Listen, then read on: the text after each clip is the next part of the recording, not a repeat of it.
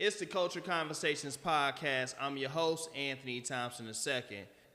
Today we have a star in the building. We have a hero. We have a guy that have experienced things that most guys could not bear. And he did it by standing tall, keeping his faith strong, and coming back now to impart into a lot of men and young men throughout the country. Wendell Brown Sr. What's up, Brody? What's the deal, King? How you feeling? Man, I'm blessed, man. Glory be to God. I appreciate you having me. Man, it's an honor to have you on this couch, brother. Yeah, thank you. Because, I mean, you used to being on big time, big stages, and I appreciate you coming by to spend time with us local folks. Man, you know it's a blessing. You know when you invite me, man, when 3200 East Lafayette call, yes, sir. You know we got to come. Got to come, man. Yeah. So, I want to start off talking about what this book. I want to first get into this book. Then we'll go back and tap into some dynamics. We know that you were a professional athlete. We know that you did your thing at Ball State and at Martin Luther King High School, the greatest high school in the city of Detroit. We know you did those things. But I want to talk briefly about this writing process and then talk about what enlightened you to write this book. Just the experience. Mm-hmm. You know, we've all been through things that were tough and may have felt like we'd never get through them. You know, so through my experience, I wanted to put together something for other people to not only that they can read about my hardships and me being wrongfully imprisoned over in China, but also how they can recognize when there are to endure hardships and how to get through them, how to recognize them, and how to come out on the other side better, stronger, and prepared to live the life that they've been created to live. So, for all you avid readers, how many pages is this right here? About 330 pages. That's beautiful. I currently just finished a book around that same amount of pages, and it is not an easy task being a writer. So I like the fact that when you're working with the youth, that how you're pushing education, how you're pushing about your reading levels, and and how to be a thinker. So let's talk about. We're gonna move around a little bit. Let's talk about your foundation.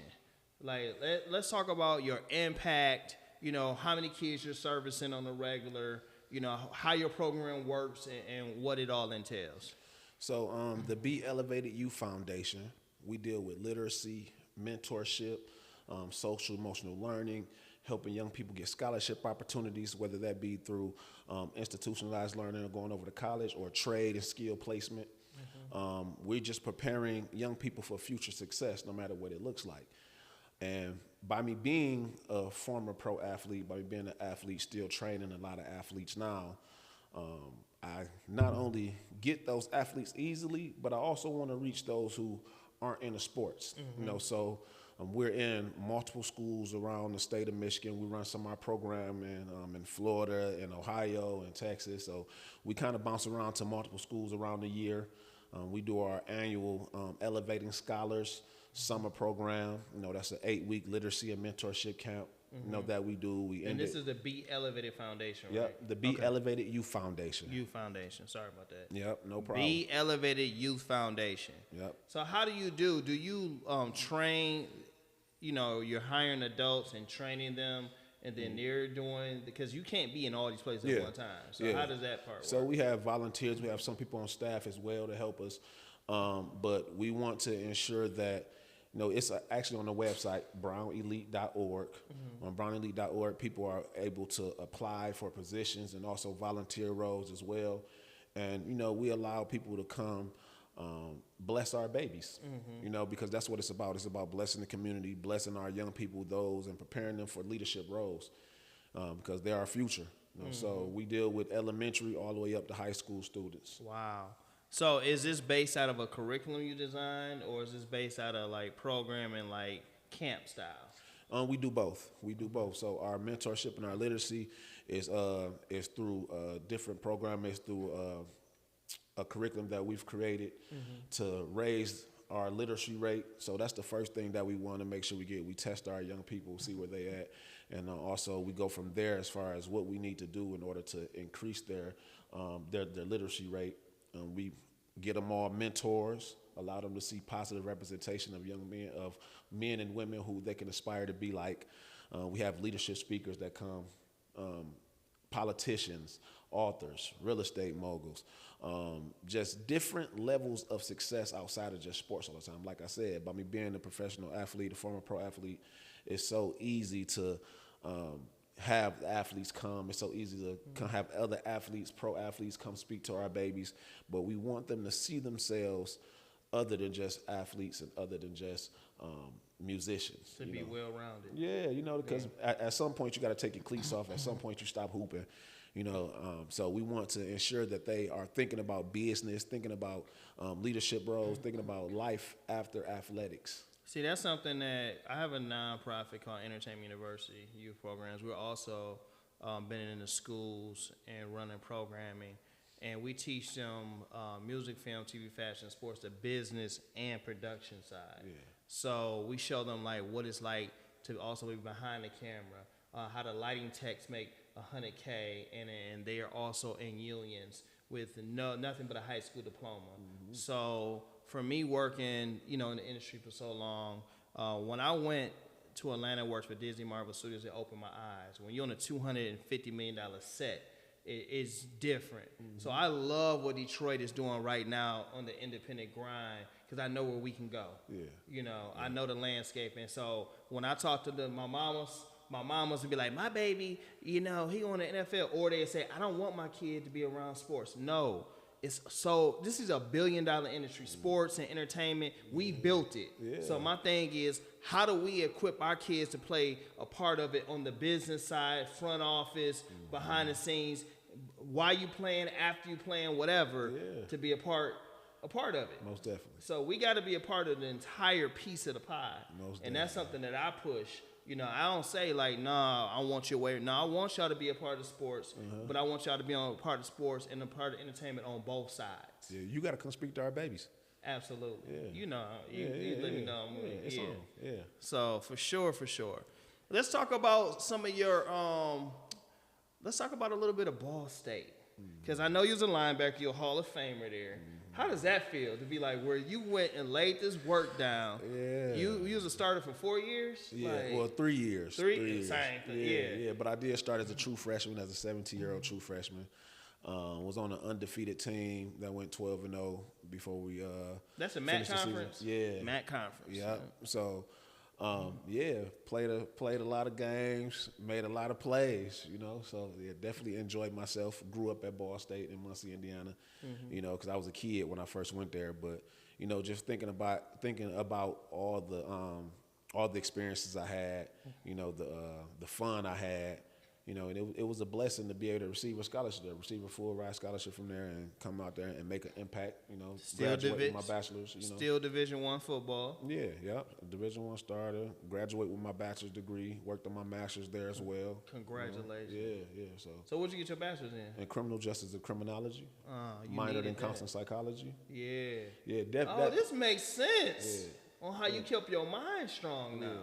Yeah. So you majored in that at Ball State. Did you practice after?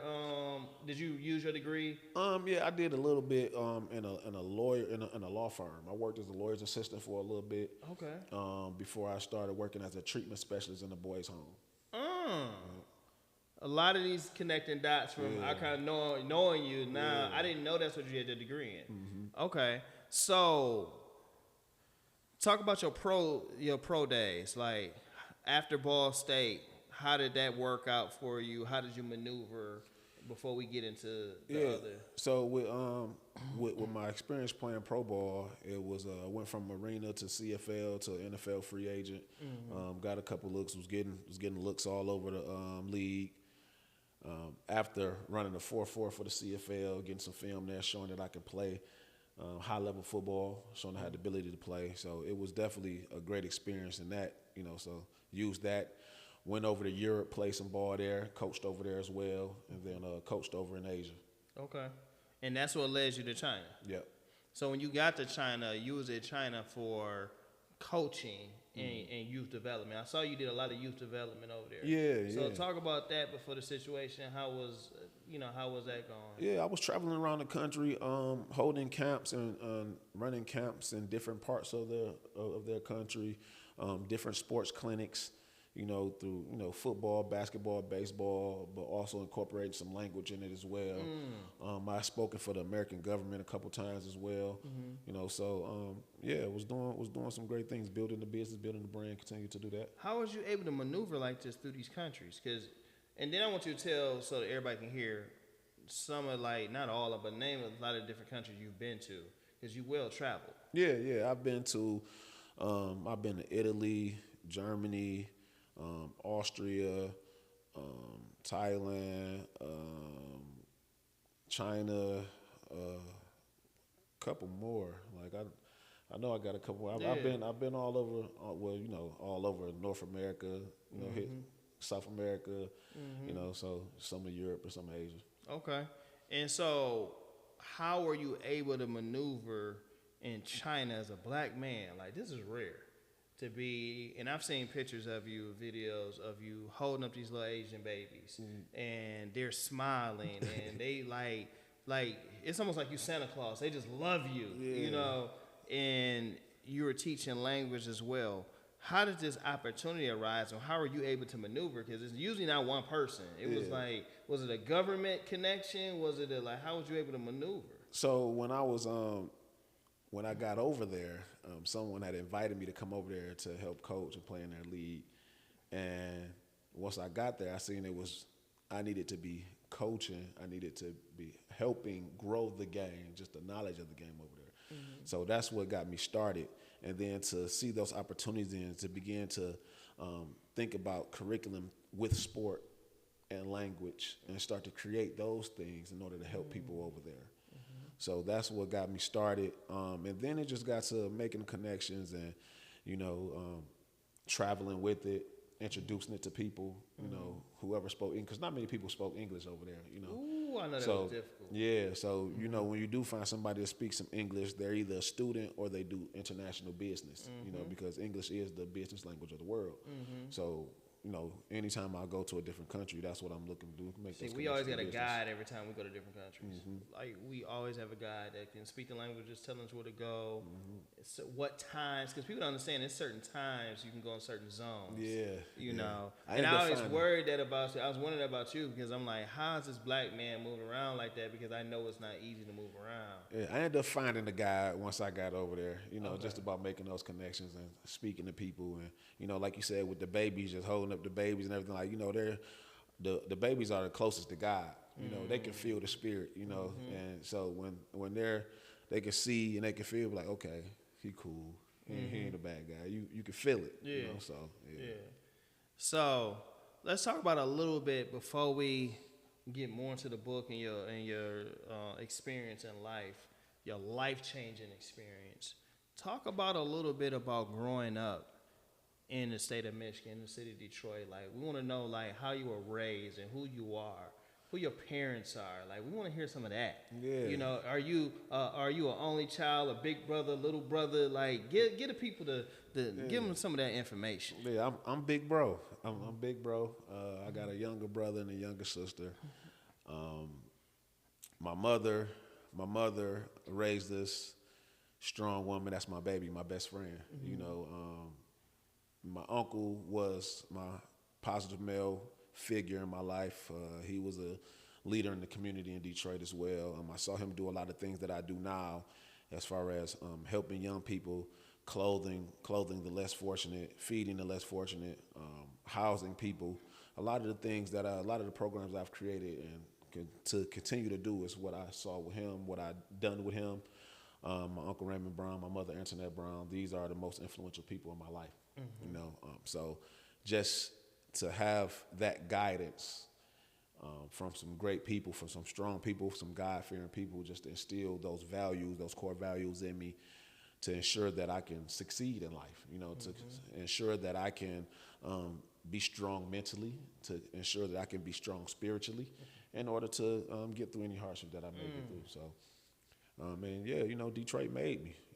This the city, and I wouldn't want to be from anywhere else because these experiences that I had growing up, you know, being from the east side, you know, 7 Mile and Van Dyke, being from that area and seeing a lot of the things, having friends killed at an early age. Oh yeah, we know about that. You know, understanding how to maneuver, being, like they say, book smart and street smart, so that you can win, because that's life. You know, you got to be able to maneuver in both worlds in order to win. You know? So, yeah.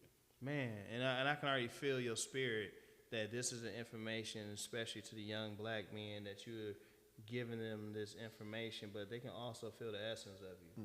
And then, like, it's almost like God set you up, bro. I'm just hearing this, and it's just like your major and what you learned. It's like God prepared you before you had to go through that storm. Yes, he did. Oh, he prepared Yes, you, he man. did, man. From when your mama was raising you, you know, your faith building you up. Yep. Being a leader with your brother and your little sister. Learning how to lead, your uncle showing you the way. Yeah. You know what I'm saying? And then going to college, majoring, fighting on that football field.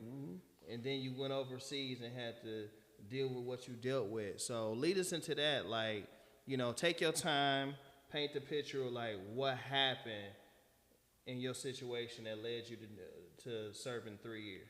Man, just being out, you know, and enjoying myself like I've done so many other times in the multiple other countries I've been in. Being out, having a good time, partying a bit, and some guys, there was multiple men, they attacked me for no reason. You know, like, I was probably one of 2 or 3 black people in the bar that night. You know, it wasn't many foreigners at that particular place that evening at that time. You know, and I guess by me being like a kind of a bigger guy, I guess looking confident, and you know, I'm just standing, I'm chilling, like I'm not doing anything, and I have a guy push me, you know, and you know, from there, him and his friend picked up bottles and knives and attacked me, you know, and I defended myself, stopped the man from hurting me. Everybody walked away perfectly fine. You know, I didn't exert my strength or, you know, what I could have done or probably should have done at that moment to those men who attacked me, you know, but yeah, and after that, the police, they come to get me, like, hey, you got into something, we need you to come with us, you know, and that Had was... the other guys left the scene? Yeah, they had left, but they were looking for the big black man. I had on like some salmon colored pants and a blue polo. Like I was standing out all the way, outside of being like black. You know what I'm saying? It like, wasn't pretty, I'm bright too, you know. Well, it probably was nowhere you could really go anyway. Of course. They was gonna know exactly. Of course. But I know it was a difference too when you said that these Asian gentlemen attacked you. No, we ain't gonna do that. Because we be doing that as a black community. We give everybody so much grace. These thugs, these criminals attacked you, you know, and in America, you know, they view us differently or they deal with us differently because most of the time we are much stronger or whatever. But over there, they feel like they're more superior, you know, and they probably not raised over here and view you differently. Like, who are they in my space? That's exactly what it was. Yeah. Was it an exchange as well? No, it was no exchange. My man, like, and I was asked, my lawyer asked me many times, like, do you know these men? Have you ever had any kind of confrontation with these men before? No. I don't know who these guys are, you know, but it was that experience to let me know just how fast things can go left. I've actually seen something like that before. In the United States and out the country, when it was a majority white area, white guys, and they literally partying, drinking, and just attacking folks aggressively, being real aggressive, because they feel superior when you're in your own around. When you're around all your people, these are like weaklings. I know you're a fit guy and you was really the end, but at that time, it still looked like, man, right. He by himself. That courage. Yeah. Especially when they get that oil in them, they start drinking. A bunch of us. Yeah, like, and it's extremely unfortunate, you know, that I had to go through that situation, But I'm grateful to God that I lived through it, because while incarcerated, I seen so many people die. Yeah. You know what I mean? Like, I was around death every day. Not only was I around people who were there for killing people, but watching other people get killed while I was there, and it's like, man, keep my back against the wall. I'm the only foreigner. Have no verdict. I'm by myself. I can't speak Chinese. So you don't know what some of them saying. No idea. All I could do is feel my way through. Watch what's going on, feel the energy and the spirit of people that's moving around. And just try to ensure that I don't put myself in a situation that will hinder me from being released at any point. So, I have so many questions.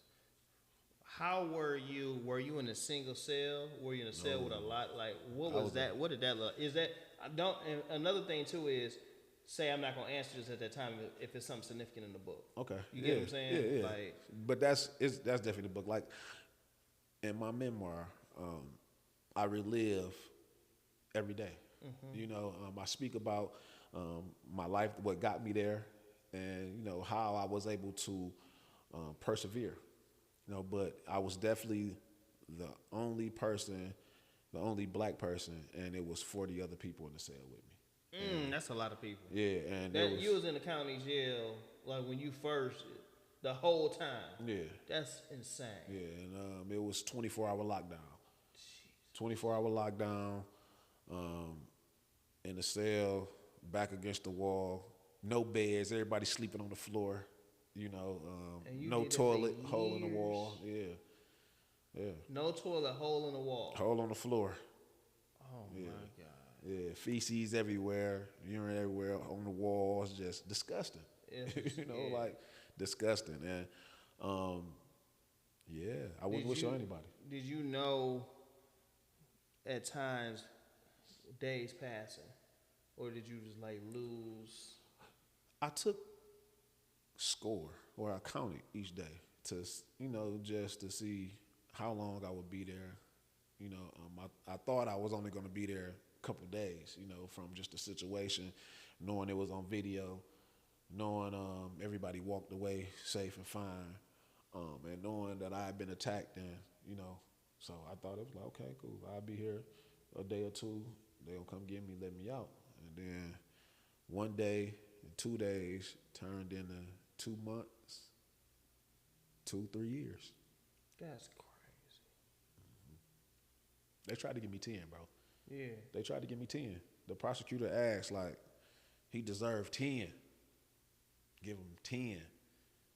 The laws over there is crazy. And if I would have pled guilty, they were trying to force me to plead guilty as well. So, just that whole situation, and not being shown any favor with, that was during Donald Trump's first term, and during that time it was the trade war going on as well, and the faces of our country were at odds as well. So still is. Exactly. Still is. Exactly. If y'all want to get even deeper, make sure y'all get this book, y'all. NFL to Prison Cell. Make sure that you lock in with this if you want to get the deep details with this book. Man, I can imagine, like, you weren't even talking to your family. No calls, they knew no where visits. you were at, though. Yeah. Did they allow you to, like, write letters, or because they ain't give you no phone calls? Yeah, no phone calls, but I was able to get and receive letters every month. Through the embassy. Through the intern. Oh, yeah, okay. I thought it was through the attorney or something. No, through the I couldn't get nothing through the attorney. It was just all lawyer work, preparing just to try to defend me. And like, just even with situations with my lawyers, like, that's something that was extremely huge and pivotal with me being free. I speak about that in my book. Like, I went through about 4 different lawyers. Jeez. Just to try to get someone to truly defend me, and somebody who was going to be honest and trustworthy. So when you gotta go talk to your lawyers, you was probably happy, even though it wasn't working out. Be like, I just want to get out. Most definitely. I just want to go, and because that's when they cleaned you up. That's when you got to eat. No, it wasn't. It wasn't none of that. It was just get up out of there for a couple minutes. It wasn't like clean you up or eat or nothing. Like, it was just you get a chance to leave that hole for a minute. And so yeah, I was definitely fortunate anytime I got a visit. I'm waiting on one of these networks to pick up this story. Oh yeah. This story is don't sell this license. Partnership. Do not sell this story, bro. License, partnership. I'm taking that advice for sure. Yeah. I appreciate it. Man, y'all need to do this. This is an American story. This ain't no black man story. A black man. It's a black man story, but it's not just a black man story. This is an American story. Because this is major. Yeah, because we can all especially as a world traveler, anybody, it can happen to anybody. Anybody. You know, it can happen to anybody at any time. You know, being out of the country and enjoying yourself and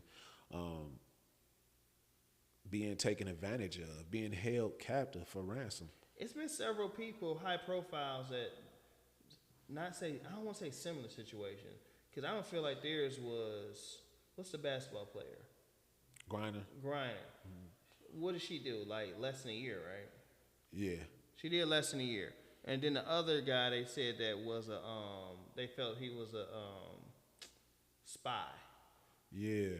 He did what, 2 years or something? Yeah. I feel like yours is super extreme because yours was it was kind of like nobody got hurt. Right. Nobody got injured. And none of these, I can't even imagine if any of y'all actually hurt somebody. And that's because none of y'all had it where nobody was hurt. She has a substance. They had intel trying to frame him or whatever. And then with you, no death, no cuts, no none of that. That's why I'm so thankful to God and having the wherewithal and the restraint, to understand where I was at the time and, not in there just going crazy, when they attacked me, because had I done anything remotely close like they were trying to make it out to be, I would probably still be there right now. And so where did your degree, were you remembering some things to do, or because of your background, your educational background? Like, did you feel that played a huge part, talking to the lawyers and dealing with the embassy? I'm sure they knew like you were an intelligent brother when they talked to you. Yeah, most definitely. But it was huge because, like I was saying earlier, they were trying to force me to plead guilty. Anytime police officers come or a couple of the lawyers that I had, everybody was trying to force me to plead guilty. And I just couldn't allow myself to plead guilty to something that I was innocent of. Like, why should I plead guilty when this is on film? Everything, like, it happened exactly how I said it. It's on film. Why do I have to plead guilty? And they say, well, if you plead guilty, you can go home. And I couldn't believe that. You know what I mean? Yeah. Like, and I'm like, guilt equals imprisonment. Yeah, punishment. Yeah. Innocence equals freedom. Yeah. I'm trying to get out of here. Yeah. You know what I'm saying? Yeah. So it's like I'm trying to go, and if I want to actually leave, there's no way guilt is going to be the way to that. And you were walking through this with a lot of wars and attacks on you that wasn't even your war. This was a war against America. This is a war against dealing with racism, period. Because, like, don't get it twisted. African Americans, black folks, American black folks, whatever you want to call yourself, people of color are hated across the world. Yeah. Unnecessarily, because we're the most loving and peaceful people there is. Yep. And so you were just walking with a lot of different things you was carrying. Yeah. And then the fact that you were a muscular guy as well, that intimidates, and it's like, no, we can't let him go. Yeah. Yeah. And I talk about that too, just in the book, man, like how just with the prosecutor and just letting him know, like, hey, look at him. He looked like he want to hurt people. Look at him, and just the big black man. Just how it was extremely racial. Yeah. It was outside of, like you said, just being an American citizen, but also being a black American. Where was your mind at? Two pieces. Where was that mind at when you knew you were leaving the prison, and then the first time when you walked in when you opened the doors out of that airport, hugged your mama? Oh man, that was the greatest. Give me those two experiences. Quarterback this for us. When I knew that I would finally be able to leave, I was praising. You know, I was praising God because I knew He didn't take me there to leave me there, and I just had to wait on Him to complete what it is that He was doing. You know, so I was waiting on God. You know, I couldn't plead guilty. Had I pled guilty, it was me not believing that God was showing that I was innocent. You know, and all the news outlets, the sports outlets, everything that began to pick up my case was God showing me like, hey, I'm proving your innocence. I'm proving that you're not supposed to be there. You've never been in any legal trouble in your entire life. You've been to multiple countries doing the same thing that you're doing there. Why would you do this now? You know, and so to have God redeem me in that way, to allow and to continue to believe and just to have faith. And I was praising because I believed the entire time, and He gave me a reason to believe every day, you know, waking me up every morning there, understanding and seeing how things can be so much worse regardless of where I was. I could still look around and see people had it worse off than me. Yeah. You know, even something as simple as getting letters. Like, it was people who had families stay 20 minutes from where they were and not receive a letter. Yeah. You know, and my people are halfway across the world, and I still get letters, and, you know, people who love me and care about me, you know. So just to know that time was coming, that I was almost free, and I was just thankful. I was praising God the entire time. And with my mother, man, just to be able to see my baby, you know, like I said, that's my best friend. And what's funny is that when I was in high school, before I left and went to college, I got a tattoo on my chest, right over my heart. It's a human heart. And I was too young to get a tattoo, so I had to ask her to sign, you know, for me to go get a tattoo and everything. I was still 17 years old. And so her signature, I used her signature, and I got it put across my chest like she signed my heart. And it says my first love, but it says my first love in Chinese. And to know that my first love, while I'm over in China, going that hard for me, and she was my voice. I didn't have a voice at the time. I was, you know, I was being silenced. I couldn't say anything. I couldn't do anything. And her speaking on my behalf, her working so hard for me, her showing her love for me. Like, I'm a grown man, and she going this hard for me. Like, I'm not a kid. Like, I'm not 8 years old, and she like, my baby, I'm a grown man, and she like, my baby, you know. So I'm extremely just grateful for her love and her strength and just everything that she's always done for me. You know, and even more so just in that situation where, you know, I can't speak for myself, I can't move my own, and, you know, she's connecting all the dots and, you know, turning all the stones, talking to all the people, just like, hey, listen, he's over there, he shouldn't be, somebody help him, going to, you know, meet different government officials and, you know, doing everything in her power to ensure I can be freed or have a chance to be free. You still single, right? Yeah. God bless the woman that has to follow mom. Oh my God. I don't know how you gonna do it. No. And to your brother and your sister, I'm sorry, but he is the favorite child now. Speaking that good of moms, you know, she gonna love that one. Yeah. No, mom's baby. Like and let's be real. Everybody mama ain't doing that. Everybody mama, everybody's not able to pick themselves up and not lay on the floor and say, woe is me. And say, no, let me organize, let me get this together and fight for my child. Yeah. Some people can't fight for their child in the next city, let alone in another country.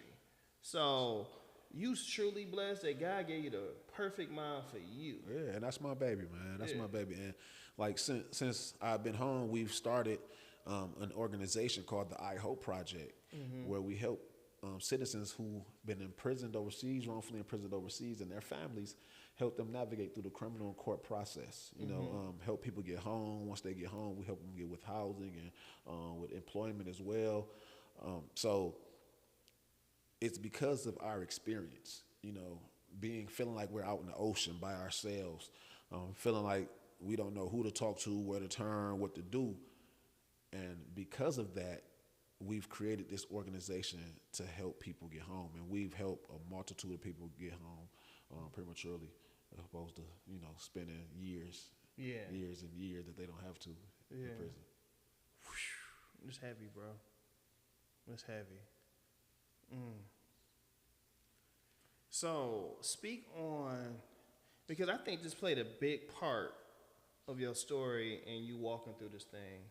Speak on your faith. Speak on what made you give God the glory. What connects you to God? Who is your God? Because some people need to know that, because what you walk through, that's something people need to plug into for you to even make it through. That's a powerful God. Who is your God? So I'm a heavy believer in Yah. And people can call him Yah. People call him Jesus. People call him, like, the name is not as important as the works. And Abraham had asked that question in the Bible about the name, but go ahead. You know, and the great I am, the great I am. And faith, it's grown ever since I was younger, because as we learn and as we grow and as we do, we get closer and closer to the Spirit of God that lives in us. You know, and understanding that we don't have to go far to find God, because he resides right here within us. And what we allow ourselves to, one, consume and to feel and to think is on us, because he's with us. He's here for us to connect with him. And every day I grew closer and closer. Even through the hardship, even through what I was going through, what I was experiencing, and how I could have said, no, he ain't coming, or I'm going to be here forever. I never stopped believing that, one, God lives in me and he's making me stronger and strong enough every day to endure this, but also that he's speaking to me through my dreams, through messages, through just whispers. I feel them, I hear them every day still. You know, so I'm heavy in the faith. I never stop believing in the higher power that is the Most High God.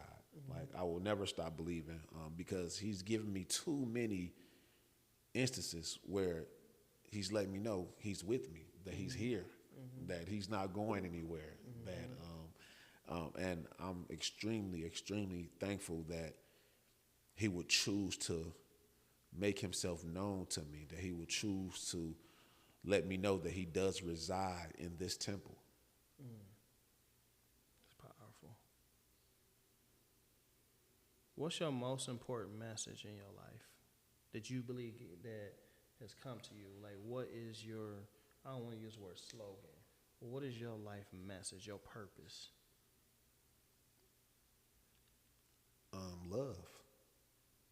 Love. My purpose is to spread love through my works, through my words, through everything that I do. Because that was God's purpose. That was Jesus. Jesus came here to love. You know, he came here to, in all of his works and everything that he did, even with the washing of his feet as disciples, he came here to serve. You know, he said, like, you know, I come here not to get served, but to serve, but to give, you know, and even give himself. So just love one another, give to one another. And I'm doing that through my organizations, through the words, just giving people inspiration, you know, motivation, empowerment, you know, the best way I can with everything that I do, my walk in my daily life, you know, whether it's a smile to somebody who I don't know, or, you know, just something as simple as a head nod, just recognition of people that's around. You know, it's small things that just are an example or an object of love. It's just showing that love. Do you believe in marriage? Do you look to be married one day? Yeah, one day. When God sent her, yeah. So what is the characteristics, or what are the things that you're looking for in a wife? Loving, caring, a listener, supportive. Just somebody who's a help me, somebody who can, you know, be peaceful for me. You know, be that peace for me. Like, I'm going to bring my peace as well, but if you can add to it, you know, and yeah. And your son, you still only have one son, right? Yes. So your son, the way you raising him to be a man's man, My baby. what is his views when it comes to your story and on life? Like, how does he see you? I know you've had the conversation. Yeah. My baby see me as a strong man, but I'm also his father. Mm-hmm. So that strength can sometimes be overbearing to him, you know, because I'm always on him with everything, you know, as far as athletics, academics, just making the right decisions, who he's hanging around, the women that he chooses to be around, and things like so. Everything, because like I said, I've done this already. I've been his age, so I'm letting them know, like, hey, I'm just trying to prepare you to win. Mm-hmm. I want you to look at things not just from a child's point of view, but also understanding that the decisions you make today will impact your life this month, next year, 5 years from now as well. You know, so I believe he sees me as a great man. I believe my son sees me as a great man, and I believe he knows that, you know, I love him more than anybody else on this earth, and that I'm his biggest fan. And your grandfather, you have a strong relationship with your grandfather. Yeah. What does he mean to you, your grandfather? So my paternal grandfather, I'm named after him as well. His name is Wendell. And just the relationship with him, and he's still heavy in the church and heavy in the faith, and also world travelers, saying gospel and traveled around the world singing as well.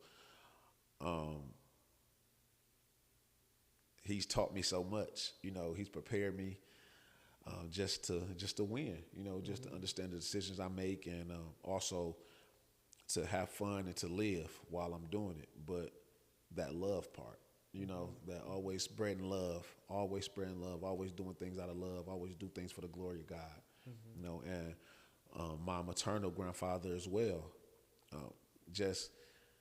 I'm so grateful to have strong men, loving men, positive men, because so many people don't have that. You know, so many young men, and not just in the city, but in America, just who don't have those representations, those strong male figures to show them, to speak to them, to prepare them in order to be successful.